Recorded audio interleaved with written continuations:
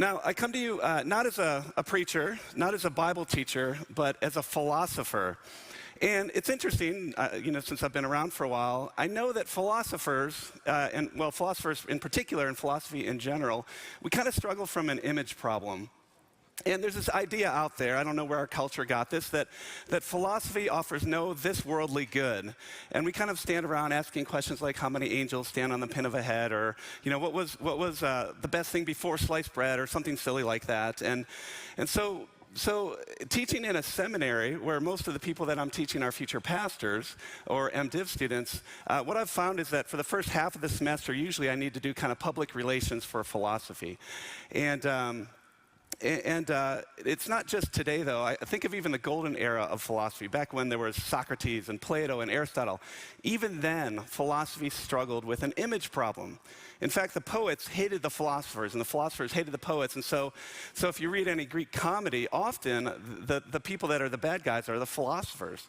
In fact, one of my favorite Greek comedies is by a guy named Aristophanes. And the title of this Greek comedy is called The Clouds. And in there, Aristophanes, basically when Socrates enters the picture here, of course he's in a toga, and he's in this basket hanging in the air, and he's traversing the air, whatever that means. And Aristophanes has him asking questions like, how many times the length of its legs does a flea jump? Just kind of, stupid questions like that. And then, of course, there's the jokes. So, being a philosopher, I always hear jokes about philosophy. My favorite one, actually, is not really a laugh out loud kind of joke, but it hits really close to home. It's the joke about the pepperoni pizza and the philosopher. I don't know if you guys have heard this. But the joke is basically this. The joke is, what's the difference between a pepperoni pizza and a philosopher? And the answer is, one feeds a family of 4. And so that hits a little close to home. So, yeah, I know, it hurts. So here's the thing, though, and this is what I tell my students, I tell it to you, is actually, philosophy is incredibly important. In fact, every one of you in this room is a philosopher. Every one of you has views about God, about yourself, about the world around you. And so you really don't have a choice about whether you're going to be a philosopher. The only choice is whether or not you will be a good philosopher. And so part of my job is to help us to be a good philosopher, a good thinker. Now, it's not just philosophy that suffers from this image problem. Christianity as well. We have an image problem as well. And if you think about it, sociologists tell us that we live in a post-secular world in the 21st century. And in fact, what they mean by that is that religion is poised to play this incredibly dominant role in sort of geopolitical affairs. And unless you doubt that, just look at the news every day. But at the same time, in the West, we largely live in a post-Christian or an anti-Christian or maybe a sub-Christian nation. And if you add to that the fact that the church is by and large anti-intellectual and often sensate and out of touch with the relevancy of Jesus and the gospel for every aspect of life, so what happens is that we don't always get a fair hearing in our culture. And so the Christian voice is muted. It's not just the Christian voice, however, that's muted in culture. We are often just as fragmented as the non-Christian people that we seek to reach with the gospel. And we're marred, the church is marred by infighting and scandal. Weekly we read of our leaders that disqualify themselves from ministry due to some moral failure. And in many ways, the church is no longer able to sort of exercise the prophetic voice that we've historically been called to exercise and to speak into the darkness with light and into the decay with truth. And so as a result, the Christian conscience in our culture has become muted as well. But it's not just the Christian voice and the Christian conscience. What's interesting is that we look at the world largely in the same categories as our non-Christian neighbors. We look at the world and we view it as mundane. We view it as ordinary. We view it as everyday, instead of deeply mysterious and beautiful and sacred, even, to use C.S. Lewis's favorite description. And so as a result, in our culture, the Christian imagination has become muted. And because of this, the gospel does not get a fair hearing often here in the West. And so I've been wrestling with this question for over 20 years, really, is how can we reestablish the Christian voice, the Christian conscience, and the Christian imagination so that the gospel will get a fair hearing? And it actually reminds me of this guy, Leslie Newbegin. Leslie Newbegin was a missionary. He was sent from Great Britain in 1936, and he went to India, and he ministered faithfully over in India to the Hindu people for 38 years. He returns back to Great Britain in 1974, and he realizes that his sending country in the time that he had been away has become post-Christian. And he realizes that he needs to have a missionary encounter actually with the country that originally sent him. And so he begins to wrestle with that question: how do I have a missionary encounter with my home country? And so he writes a book called The Foolishness to the Greeks, and I highly recommend it to you.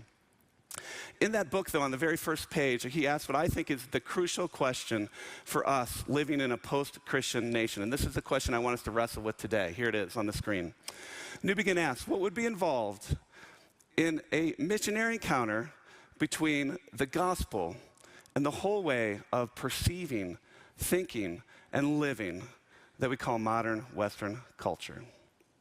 So what would be involved in a genuine missionary encounter between the gospel and the whole way of perceiving, thinking, and living that we call modern Western culture? So I think this is the crucial question for us today in a post-Christian nation.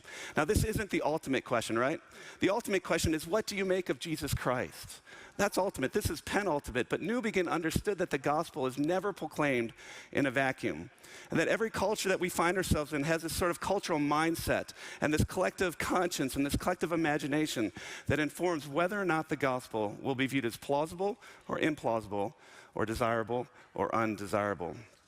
Okay, so today that's the question I want us to wrestle with, is this question, is Newbegin's question. And as I thought about it, I thought that we can do no better than to look at the example of the Apostle Paul in Mars Hill. And so if you have your Bibles, go ahead and open those to Acts chapter 17. Today what I want to do with my time is I want to do two things. I want to unpack for you Acts chapter 17 and Paul's encounter with the Greeks in Athens. And I want to make 6 observations from the text. And as we make these observations, what I'm doing is I want to actually, and the second thing I want to do with you is I want to offer us a model for how we can engage our culture and how we can understand the Athens that God calls us to today. Okay, so that's sort of that's the goal of this time. So let's turn to Acts chapter 17. And just to give you the context, just to remind you of the context here, Paul finds himself in the city of Athens. He's on his second missionary journey. He's been run out of Thessalonica. He's been run out of Berea. He finds himself waiting here in Athens for his companions, Timothy and Silas. And so we begin in verse 16. It says, while Paul was waiting for them, that's Timothy and Silas, there in Athens, he was greatly distressed to see that the city was full of idols. Now, Paul had ventured more than 1,000 miles from his home at this point to one of the most important cities in all of the ancient world, which is Athens. This is the home of important philosophers I've already mentioned. We've got Socrates and Plato and Aristotle. Other important philosophers, Zeno and Epicurus. It's not just philosophers, though. There's playwrights, lots of important playwrights. Here's one, Menander. This is Aristophanes. And then it was also the home of a really important historian, probably the first historian that we have, which is a guy named Thucydides. And so Athens is historically a really important city, both for at the time and as well as historically. Now, during Paul's time, though, as one commentator would have put it, that Athens was in the late afternoon of her glory, right? The golden age had sort of passed. And it was no longer the sort of political and commercial capital of the world that had actually moved to Corinth, where Paul is headed next. But it was still a very important intellectual center of the ancient world. It had the very first university, Plato's Academy.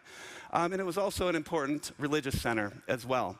In fact, as one man would say about Athens at the time that Paul was there, he said it's easier to see a god or a goddess on the main streets than to meet a man or a woman. And this leads us to our first observation that I want us to notice from our text, is that we all worship that which is ultimate.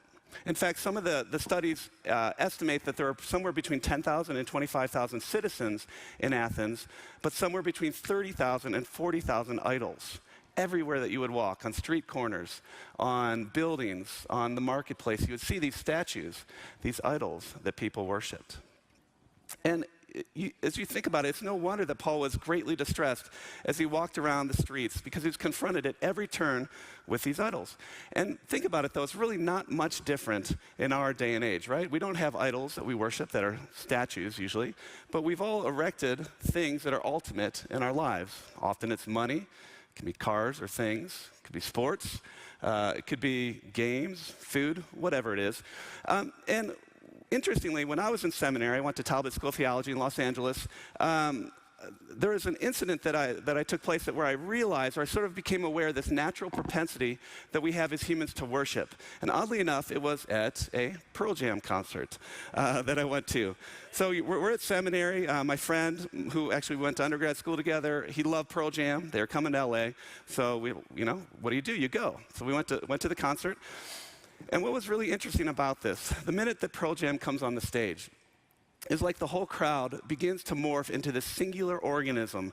And, we begin to move to the beat of Pearl Jam. We begin to scream at the top of our lungs. And about 2 hours into this, I look around the auditorium, and everybody there is basically sitting and screaming at the top of their lungs. And I realized that what I was participating in was a secular equivalent of a church worship service. And I can remember walking out of this Pearl Jam concert actually very aware of the human propensity to worship that which is ultimate. And that's why, by the way, I don't think the opposite of theism is atheism. I understand what those terms are. But the opposite of theism is actually idolatry, because everybody worships. Everybody will worship something. And this is what confronts Paul as he arrives there in Athens, okay? And it's no wonder that Paul is greatly distressed. Some translations say his spirit was provoked within him. And the reason why is because Paul understands that idolatry robs God of the glory that's due him. And so what does he do? Well, it spurs him on to action. And so look at verse 17. He begins to proclaim the gospel, as was his custom. First, he reasons in the synagogue with the Jews and the God-fearing Greeks in the marketplace. And of course, he's proclaiming to them the good news. Look at verse 18 at the end. The good news about Jesus and the gospel. Now, as Paul's doing this, he comes into contact with two groups of people. He comes into contact with the Epicureans and the Stoics, the philosophers of the day, and there's basically two reactions to Paul. And this is in verse 18. One group says, what is this babbler talking about? And this word babbler is an interesting word. It actually literally means seed picker. What is this seed picker talking about? And the idea here is it evokes the image of a bird sort of pecking indiscriminately on a barnyard floor, pecking seeds. And the idea is that Paul's a kind of dilettante, that he's, walks around, he picks up a scrap of wisdom here and a scrap of wisdom there, and then he passes them off as profundity itself. And so the idea is, what is this babbler saying? So that's one group. The second group there in verse 18 thinks that Paul's actually proclaiming some foreign gods, actually two gods. They think he's proclaiming this God named Jesus, and then this other God named Anastasis, which is actually the Greek word here for resurrection. And so they're confused. They don't understand what Paul's proclaiming. And so they invite him, in verse 19, to speak in the Areopagus. Now, as you can see, the Areopagus is a place, but it's also the ruling body of Athens. And this is the very same place that about 400 years before this, Socrates was put on trial and condemned to death for corrupting the youth and proclaiming false deities and drink the hemlock. So the same place. And so they want to hear more. So they invite Paul to speak to them. And so let's pick up his speech in verse 22. Let me just read verses 22 and 23.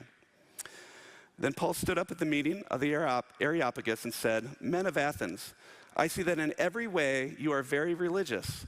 For as I walked around and looked carefully at your objects of worship, I even found an altar with this inscription, 'To an unknown God.' Now what you worship is something unknown, I'm going to proclaim to you." Let me make a couple observations. Here's the second one. I want us to notice something about Paul himself. I want you to notice that Paul was a student of the culture that he sought to reach for the gospel. Look at this phrase in verse 23. It says, "looked carefully." And the idea here is that Paul went and looked at something over and over again, that he examined it meticulously. In other words, Paul went out and did his homework. He wanted to understand the culture. And as he did that, he would have learned undoubtedly that there was a plague that hit Athens about 400 years before that, actually 500 years before that. And in this plague, basically about a third of the city of Athens died. And during the plague, what the citizens would do is they would offer sacrifices to gods, one after the other, hoping that that would appease the gods and the plague would stop. But it never stopped. So finally, one of their poets, a guy named Epimenides, said, "Well, why don't you build an altar to the unknown God and let's offer sacrifices to it?" And they did that, and the plague stops. And so now all over the city, you have these idols to unknown gods. So Paul did his homework. So I want us to notice a little bit about Paul here. It points to the character of the messenger. Paul was intellectually and morally virtuous, right? He reasoned with them in the synagogue and the marketplace. He studied their objects of worship. So he had intellectual virtue. He was also morally virtuous, right? His spirit was rightly provoked in the face of idolatry. And that kind of leads us, I think, to a couple awkward questions, a couple difficult questions as we think about it, and the fact that Christianity suffers from this image problem. Here's one. Could it be that part of the reason why Christianity is so misunderstood and maligned today is that we have not taken the time, paradoxically, to understand those we seek to reach with the gospel? And even worse, could it be that we are so misunderstood and maligned because we're simply not the sort of people that God wants us to be? And I'll be frank here, there's a number of things that I'm thinking about, but one of them chiefly is anti-intellectualism.